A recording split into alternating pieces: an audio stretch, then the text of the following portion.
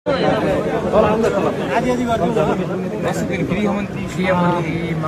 मात्र नवनियुक्त प्रधानमन्त्री सुदन गुरुङ आफै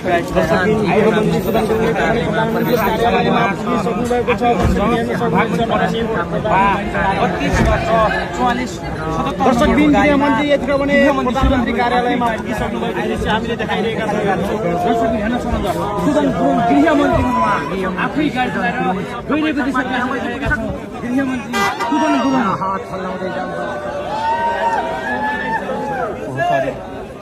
सुदन गुरुङ ब्रिफिङको लागि गइसक्नु भएको छ। प्रधानमन्त्री कार्यालयमा हामी देखाइरहेको छौँ दृश्य यो माननीय गृहमन्त्री सुदन गुरुङको गाडी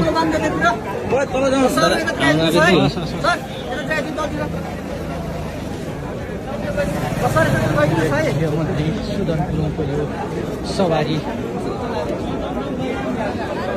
हामी क्रान्ति थामको कार्यालयमा अर्थमन्त्री स्वर्णिम वाग्ले, सामान्य प्रशासन मन्त्री प्रतिभा रावल, सशस्त्र प्रहरीका प्रमुख, नेपाल आर्मीका प्रमुख अशोकराज सिग्देल, परराष्ट्र मन्त्री शिशिर